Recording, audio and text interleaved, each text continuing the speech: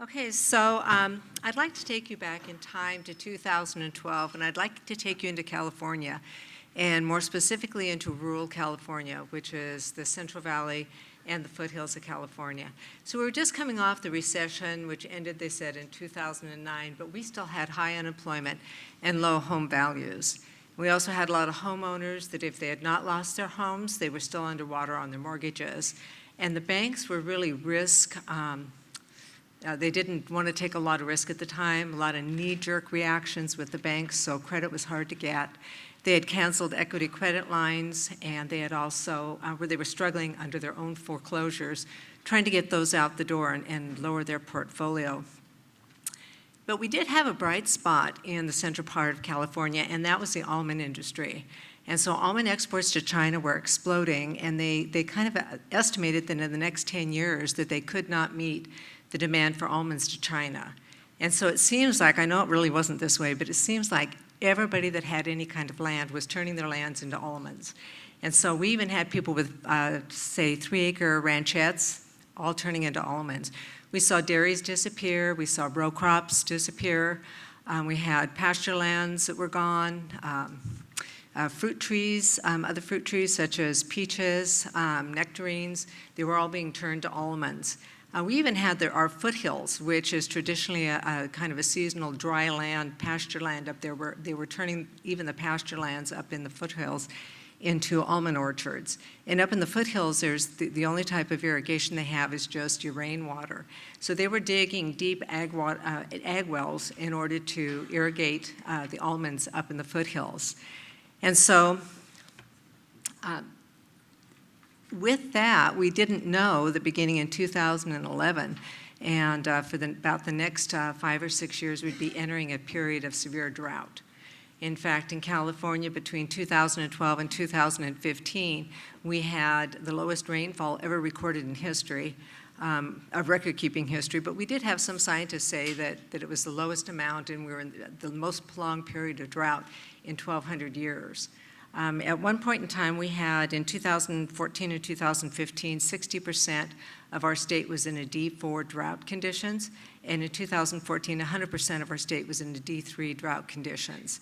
And so this kind of led to what I call the perfect storm. So we had, with all these new almond orchards being put in, all of our Central Valley is flood irrigated through canals. And there's snow melt in this year's, rainfall comes down into the different reservoirs, canals in our Central Valley area would irrigate all the crops. Well, now we have all these almonds with millions and millions of dollars. You know, people are expecting to become millionaires, and there's no water. And so they began drilling deep water ag wells also in the Central Valley. Flood irrigation had been cut back by about 50% because of the dry reservoirs. And so on this first slide, you can see this reservoir here is New Melones Reservoir, and this is about 30 miles from my home. And you can see where the bridge is. That's the road up there. You can see the high water level. And in 2014, you can see where our water table was. That little kind of a square area down at the bottom is a foundation that had not been seen since it was actually turned into a reservoir in the 1970s. And so these deep ag water wells that were being drilled were now supplementing any irrigation, 50% cutback in irrigation. We're supplementing the irrigation, and actually most of the almond orchards turned to little emitters for their almonds in order to conserve water. And so now are we not flood irrigating our land and recharging the groundwater, but now we're just using little emitters. And so like I said, I think this kind of created a perfect storm for homeowners in the Central Valley. They say that there was estimated 600,000 wells in the Central Valley of California, not including any of the foothills or the urban areas. Don't know how many of those were individual water wells and how many of those were ag wells or municipal wells. But those wells all of a sudden became at great risk because we were using our groundwater and we entered a period of drought. So the second slide I have is also Detroit Lake, Oregon, and this is December 2015. And so the drought affected the entire West, not just California, but California was particularly hard hit. But as you can see by the slide, old relics from long, long ago began to appear that they hadn't been seen in many, many years. So I'd like to introduce you to a couple with the last name of Lenhart. So they lived in Nevada, or they live in Nevada County of California, which is north of Sacramento and east up into the foothills at about the 3,000-foot elevation. And they had owned their home since the 90s. They owned it free and clear. They had 65 acres, and it's all dry land up there, no irrigation, little tiny house they lived in. And Mr. Lenhart was in the construction industry. And in 2012, he hadn't been working for a couple of years because of the downturn in construction. And they were living off of $7,700 annually in income, and that was from a distribution from a trust that looked like it was going to go on for about another 10 years. And so they didn't have a lot of money, and so Mr. Lenhart did some construction on the side for extra money, and Mrs. Lenhart every once in a while would board horses for friends, bring in some money that way, and then she would also grow a vegetable garden, have a head or two of beef cattle to supplement. So they were getting along, not really, really well, but they were getting along, and they knew that in a few years they would go on Social Security, and that would also supplement their income. Well, again, along comes our drought, and in the summer of 2012, they had been living off of a spring-fed system into their home. They've been living off that for years. And in 2012, in the summer of 2012, the spring dried up. And in the summer of 2012, they tried to limp along. They started hauling some water, started, with their vegetable garden. Mrs. Lenhart got rid of all the horses, the cattle, and they contacted a local well driller who came out and took a look and said, well, we could put in a well for about $10,000, 200-foot well for about $10,000. And it didn't appear that the spring was going to come back at all. And so they thought they were in pretty good position. They owned the home free and clear, had absolutely no debt, didn't use debt. And so they went to a local bank thinking they could get a mortgage on their property for at least $10,000. It wouldn't be a big deal, and they could go ahead and install their water well system. Well, they got to the bank, and what they found out was, number one, they didn't like the source of income, the $7,700 a year, and the non-documented source of income, which was odd jobs and growing vegetables and using their beef cattle. The second problem they ran into is with 65 acres and a small home, most of the value of the property, or most was in the property itself and not in the house.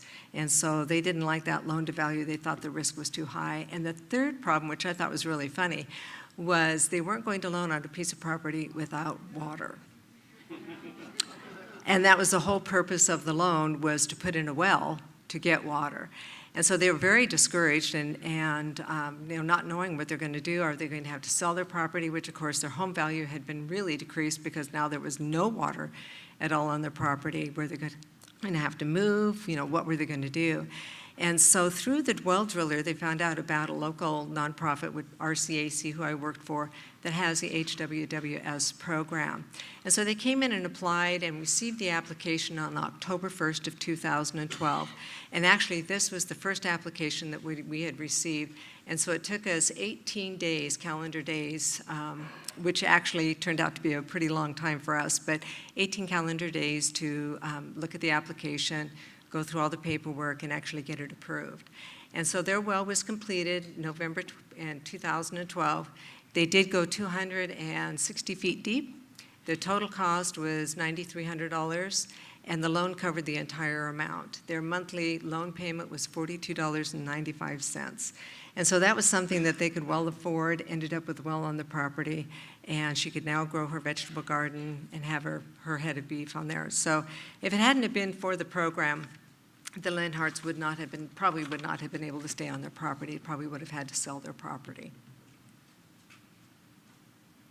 And so this is not their system.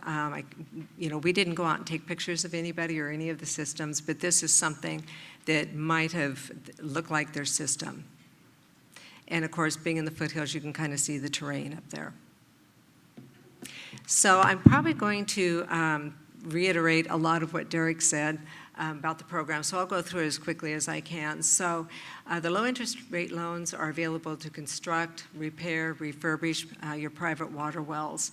Can be used for pump replacement, storage tanks, plumbing up to the point of entry. You can't do any of the plumbing inside of the house at all. And we've used it for other things, pump repair, electrical repair, filtration systems, storage tanks. Used it for a lot of different things. And so again, program requirements: residents must be in a rural area or town not exceeding 50,000 population. The applicants have to own and occupy their home, just like the other speaker talked about. Has to be their primary residence. They have to have title to the property. And sometimes what we have found, which is unfortunate, we've had some people that come in and it's been owner financing, and they live in it, it's their primary residence, and they're paying the seller on the mortgage, and the seller's not going to transfer title to the property until it's 100% paid. And unfortunately, we can't help those types of folks. Again, new home construction, community water systems are not eligible. And household income cannot exceed the statewide non-metro MHI, which in California is $62,883, and I understand it's going to change very shortly. So, and I underlined the word household because we have to look at everyone who lives in the house, not just the homeowners. And we find many generations living together or people cohabitating together just because it's more cost effective. And so you may have a homeowner who holds title to the property, and it's their primary residence, they live there, but they may have mom and dad living with them, brother, sister, kids living with them who are also working. So we have to take a look at the whole household income in order to qualify them.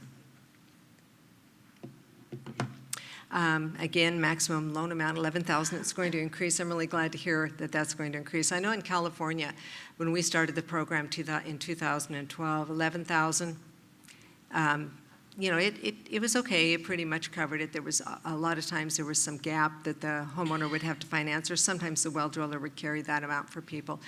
But the Rural Community Assistance Corporation, who I work for, in 2000, I believe it was in 2015, the board of directors decided to go ahead and allocate additional funds. And so they allocated an additional $4,000, so our total loan amount was $15,000. And then in 2016, they allocated an additional $7,000, and so our total loan amount was $18,000. And it really, even $18,000 is sometimes pretty hard to come by to drill a well. We've had some in California that have gone as high as $38,000.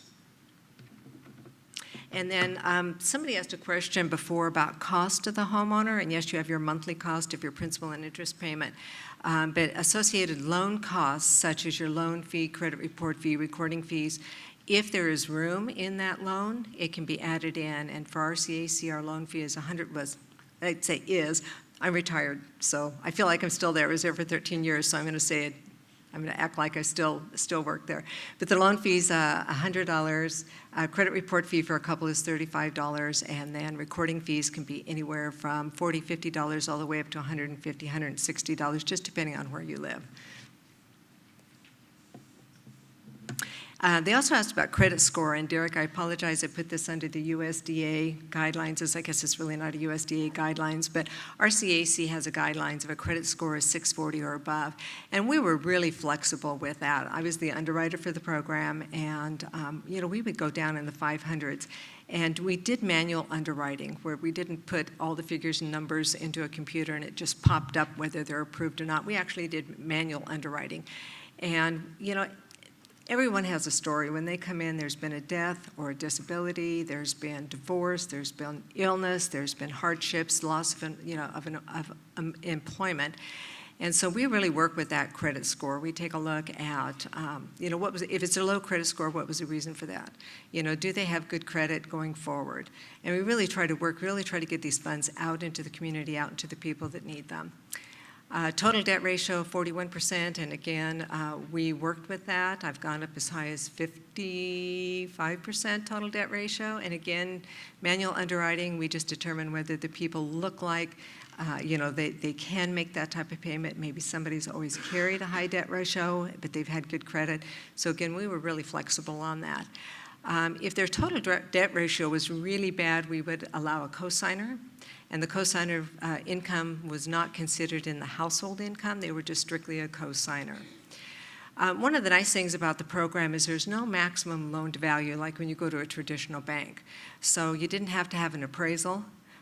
We didn't take a look at whether you had equity in the property. I mean, it was always a bonus if you had equity in the property, but if we did a lot of homeowners who were upside down in equity, had absolutely no equity in the property, and of course a traditional bank isn't even going to look at you if that's the case. And then we took best available lien position. We didn't do any title search at all. People would tell us they had first, second mortgages. A lot of times a credit report would disclose what was on their property. But we didn't care if we were in third, fourth, fifth position. We felt we would get paid back regardless. And that's another thing that I think is a misconception. I've had a couple of people come to us with loan applications, and once they find out that you're going to lien their property, and depending on whether it's a mortgage or a deed of trust on your property, it's, oh my God, you're from the government. You're going to take my property. This is a conspiracy. All you want is my property. And so I've had a couple of people actually say, no way, you are not taking a lien on my property. And they've fallen out, even though we've tried to explain to them it's not USDA, it's not the federal government taking a lien, it's RCAC. And no, we're not going to, we don't want your property. We want you to make your payments. We've gone through this before, $11,000 loan at 20 years, 1%. Payments are $50.59 per month. So it's really affordable. So another example, so I'm talking about a lady named Rory Gotham, and she lived in Nevada County as well. We did a lot of foothill properties just because their wells were really shallow up there.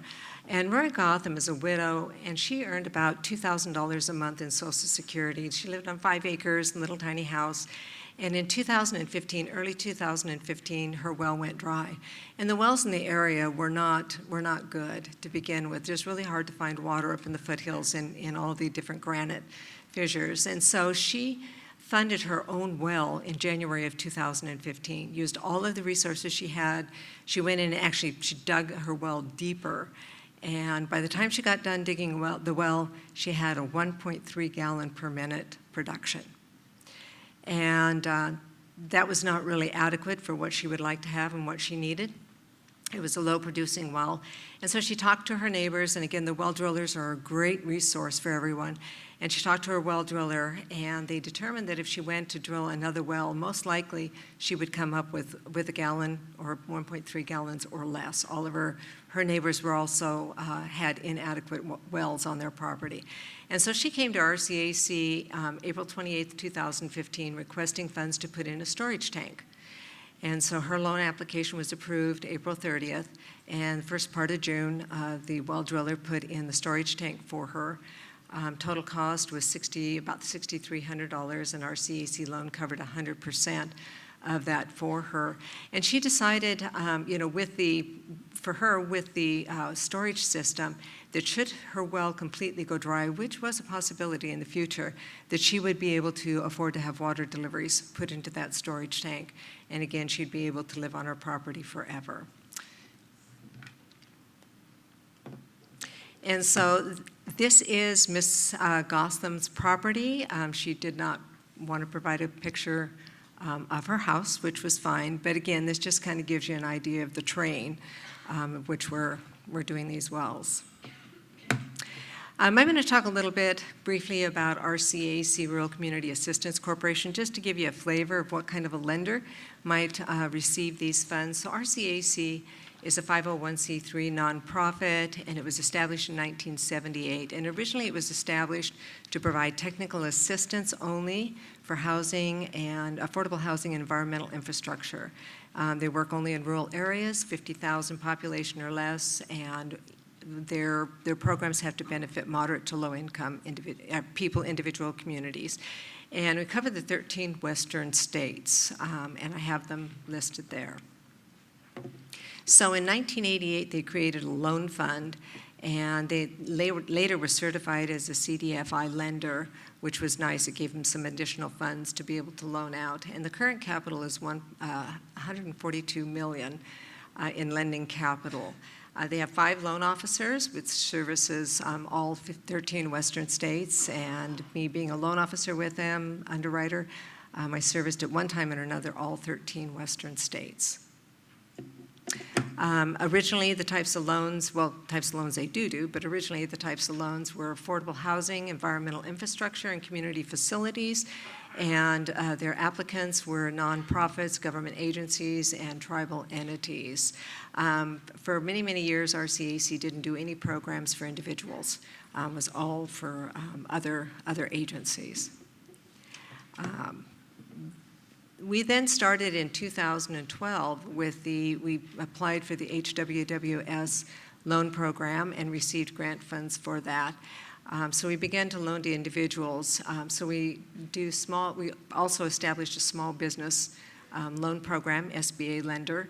And we have also in Idaho, if anybody here from Idaho by any chance?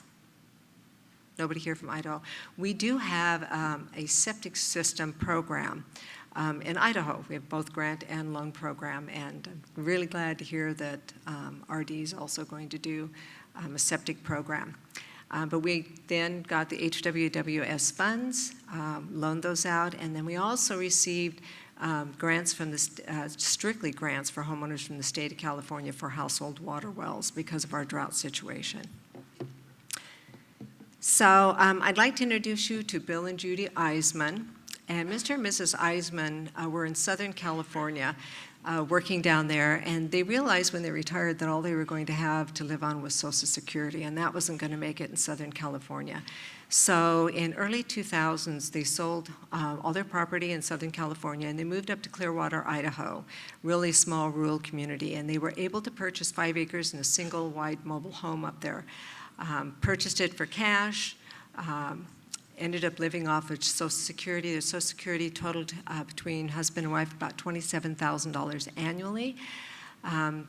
Their water system, however, was a roof collection cistern system, and which required a lot of maintenance, and that apparently was typical for that area up there.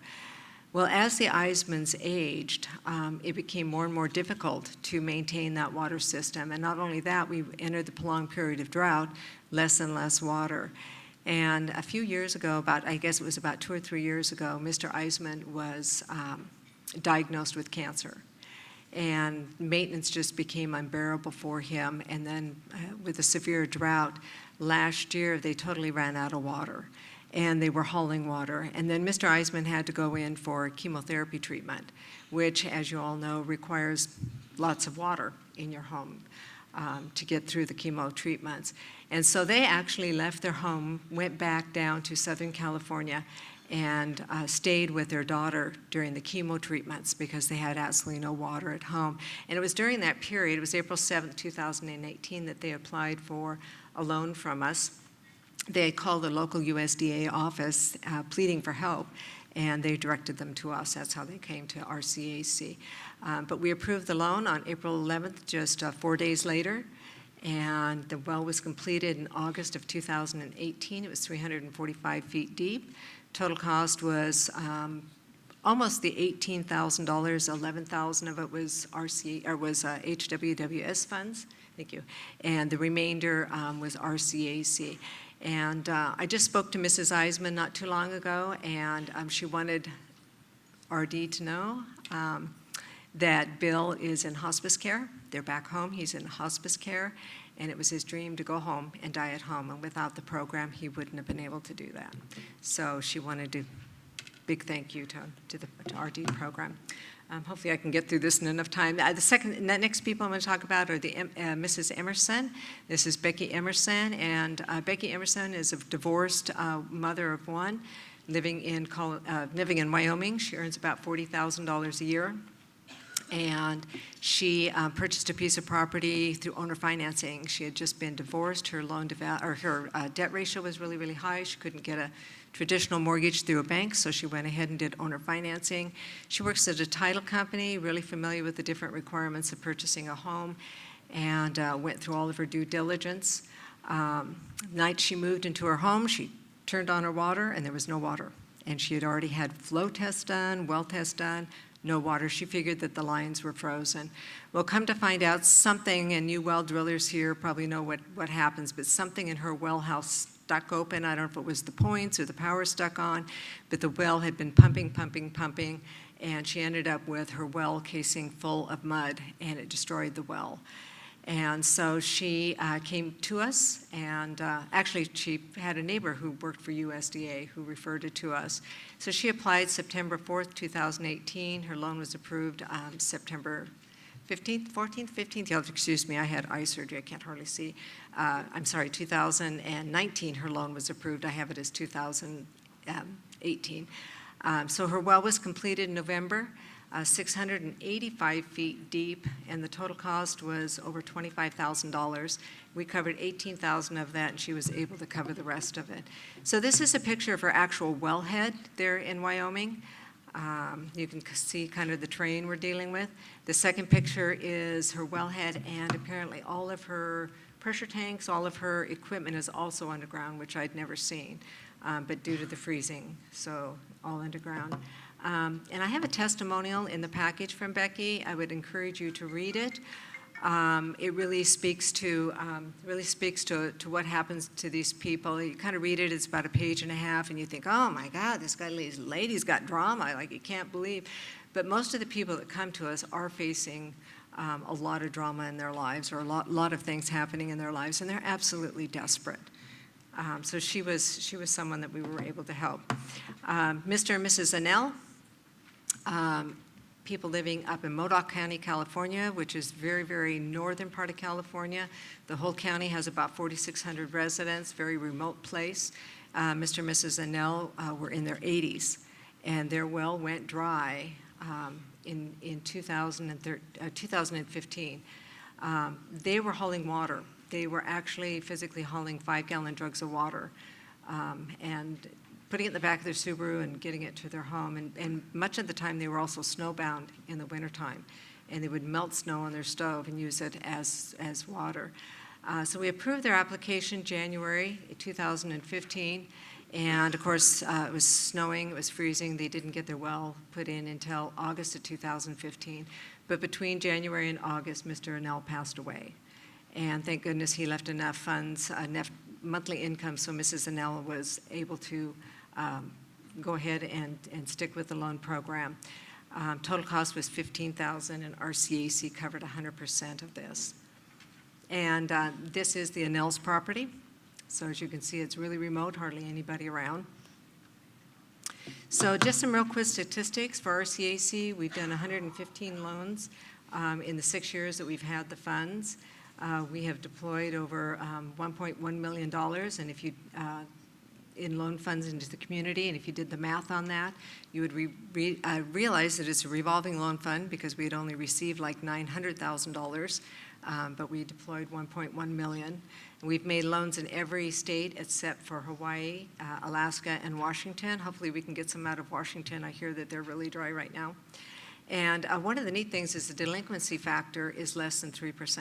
So out of all the loans we've made, we've had one that's gone into foreclosure, and we've had 2 that are currently late, and that was a real surprise to us. We figured that we'd have a high delinquency factor because we are working with low-income people and extremely low income, and not that they can't make their payments, but their disposable income is really, really thin, and most of the time they're on some sort of fixed income. So if they have some sort of a tragedy or, higher prescription costs or whatever, they can't make their loan fund. So it was really delightful to know that these people are really dedicated to paying back. The lowest annual income we ever did for someone was $700, and that's annual income. I won't go into it because I'm running out of time, how we ended up doing that. The smallest loan amount was $710 for a pressure tank. The longest wait time from loan approval until the well was put in was 14 months. The average time in California was between 9 and 14 months because of the backlog with the well drillers. There were temporary tank programs, so the state of California had allotted money, so people actually had temporary tanks. And from what I understand, we're the largest lender, according to Derek, I hope that's still right, of the USDA funds because we cover the 13 western states. I'm going to skip some of this. I'm running over time. Other resources we talked about, I have some brochures in the program on the 504 program, which is also used, and we use it in conjunction with our program as well. Just wanted to do a big shout out to well drillers. I have a couple testimonials in here from well drillers. They were our first source of communication with people. People aren't going to go to the local counties because they're afraid that they're going to take their children away from them because they don't have water in the property, or they're going to shut down them living there. But well drillers have been really a boom to us. I have, like I said, a couple testimonials. Well drillers no longer have to carry funds for people, carry loans for people. We can do that for them. I just think that this is a huge win-win for everyone. USDA meets our mission by getting the funds out into the nonprofits. The nonprofits meet their mission, getting the funds out into the community. Homeowners get water. Well drillers get to generate more business, stimulate the economy. So much more information. I am around later to talk to. Thank you very much.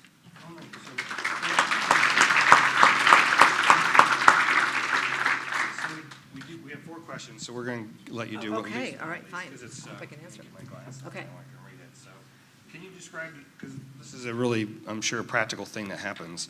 When you describe the requirements for a recipient who wants to sell the property after receiving a loan, can the loan transfer? Does it require payment at time of closing? Oh, that's really, really good. So it is assumable. Now, the new people coming in have to apply and be under the program just like the old homeowners. So it can be assumable. Well, we've never had that happen, but it can be assumable. It can also be subordinated if someone wants to refinance their mortgage and get a better rate, can't pull cash out, or we want to be paid back. But if there's some real good reason, lower interest rate on a new mortgage, we will do that. And No, that's good. Okay. Yeah. And so there's several questions here about the states in your program. You know, you have a service area, and you're limited to that, correct? Right, 13 western states, and it's, yes. And that's actually the biggest service area probably of any any grantee for USDA as well. I believe so. Some are just counties and things like that. So, and do you have to perform a NEPA review prior to installing new facilities? No NEPA review.